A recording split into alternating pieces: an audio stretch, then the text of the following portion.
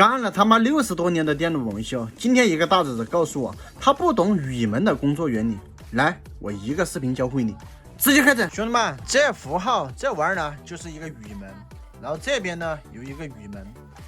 那我们来详细讲解一下它的一个工作逻辑啊，其实非常的简单，兄弟们，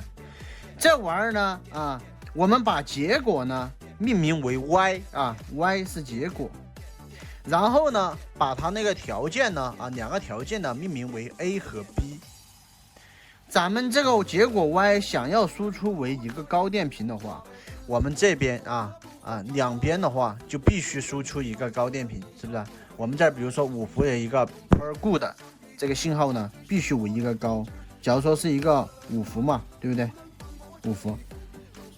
假如说这边是一个0伏的话0伏假如说是一个0伏，那我们这边呢，它输出呢就是一个低电平，要低电平，低电平的话就无法开启后级电路。然后的话，咱们这个 BS-OK 的话BS-OK 的话，它必须也是一个高电平，它可以不用是100%是5伏我们这边两边都是5伏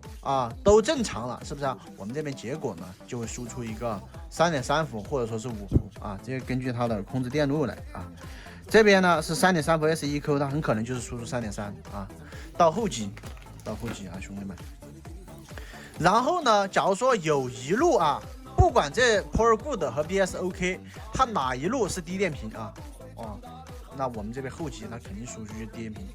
就表明这前面不对了我们检测的2个电路是不是其中有一个电路不行了，我就告诉我后面我这前面不对劲不能工作，就这么简单然后我们看一下它后面我这儿一个画了个零偶电阻它到后面的话，它去开启了这个 BS 这个是 DS 1.8AON-EN这个呢 EN 呢是一个死能开关的一个信号死能开关，它是开启1.8伏的一个芯片让它产生1.8伏，是不是？假如说我们这儿是一个5伏假如说嘛是一个5伏，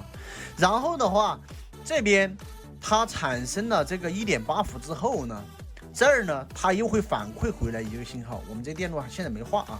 反馈回来这儿这个 BS 1.8 AON per good。per good 的话就是电源好的一个意思。假如说意思就是告诉我1.8伏已经工作到位了，